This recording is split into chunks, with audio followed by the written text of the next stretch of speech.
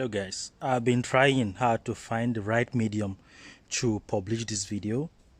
I tried to use some lightning, but I just ignored. Let me just do it this way, simply outside where the sunlight is. I don't know how many of you are connected to the TV right now, but I will give you fact and figures. As I'm giving you this fact and figures, I want you to cross-check them. Go to Google, go to any platform you can find some of these figures and know that I'm giving you the right information. I'm not going to edit this video, I'm not going to cut anything.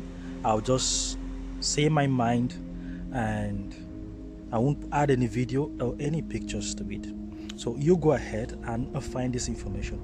And those who are connected will understand directly without even having to go to search for any information. They will understand completely what I'm about to say.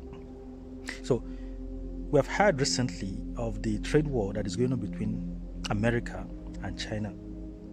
There are so many ties. The Huawei was banned from the US. In fact, they can no longer partner with Google anymore. These are informations that are out here online. You can find them and search them. Now, and that is not my concern. There are also been a lot of food crisis when it comes to pork consuming. Now, China is one of the largest countries in the world that consumes pork meat. But China itself has been afflicted by the African swine fever. You can also check this information. You will see them online. Massive millions of porks were being disposed of because they were contaminated by these diseases. So what happened is that China is looking for an alternative right now. Now, they have signed a memorandum, they have signed certain contract and accord with Brazil for food supply because China need food security. If you don't know, a country can use food to wage war against another country, a food supply. So China has not been fully blessed with, although China has 9 million kilometer square. That is how large China is. China is as large as the United States. So 9 million kilometers square. But they have only 100 million arable land. Hectares of land, 100 million hectares of arable land, which is the same size with Nigeria. So Nigeria itself has arable land more than China. So as little as Nigeria is. Remember the point I said. China is as large as 9 million kilometers square. Nigeria is only 1 million kilometers square. That is how large Nigeria is. So as little as 1 million compared to 9 million, but having the same numbers of arable land. That is the point I'm trying to make. This is the emphasis I'm trying to put for you to understand. I'm just trying to give you this comparison so that you will see how little the availability of land for them to cultivate rice and food to feed up to 1 billion plus people in the country. So it's a huge logistic, is hectic for them. And the Western world is closing its border against them. The only alternative they have is Africa, of course, because Africa has 60% of the world's most arable land. And this information I'm giving you, you can cross-check them, you can find them, you can see them online. They are there. I didn't say them. These are free. These are open information for everybody to read them.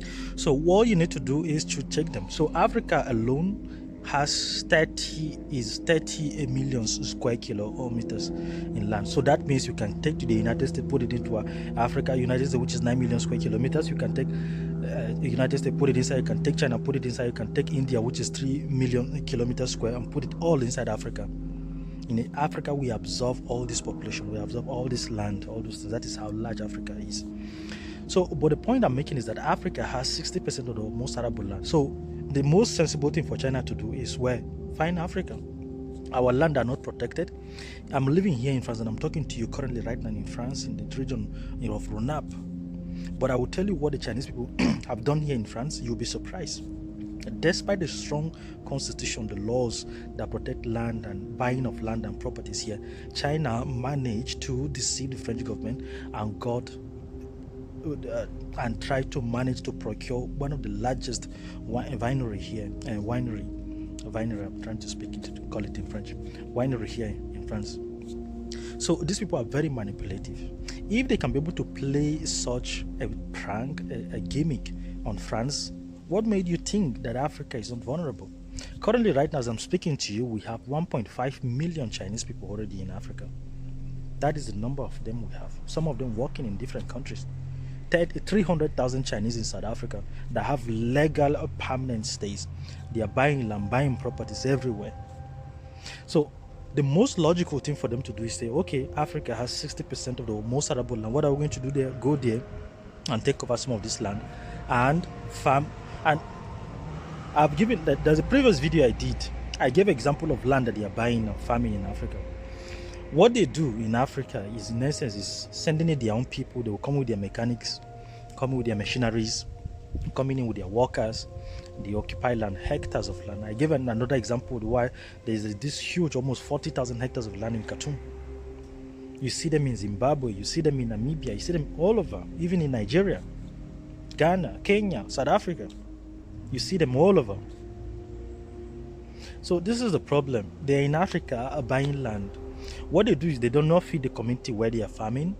They just farm, take their property, take all their produce, send it back to China for food security. So Africa is vulnerable, Africa is open, Africa is like a helpless, widow that they can come in and do anyhow. Why am I recording this video? I'm recording this video in order to sensitize our people continuously, to let us know the danger we are facing. We can exploit this opportunity and push our people into agriculture and force them to export to China to feed Chinese. Is an opportunity to make money. We export food to them and they pay us. Not there are people coming in and taking advantage of our land, using our labors and abusing our people. Some of them are even calling us monkeys. So this is the problem. Now, there's a flooding currently going on right now in China which has affected up to 40 million people. And this present situation even exacerbate them. We even make them put even more pressure for them to. And this that it didn't only affect 40 million people. It has affected storage, food storage, hectares of land. Just Google them. Go to YouTube. You will see all this information I'm giving to you. You will see everything I'm saying to you. So it has affected food storage. It has affected some regions that some industries we are inundated completely. So this is a very tricky situation that we need to understand and be able to think and start finding a solution to these things. So Africa, we cannot remain like that. We need people who are capable to go seek loans, go into industrial farming, go into large-scale farming, pork farming.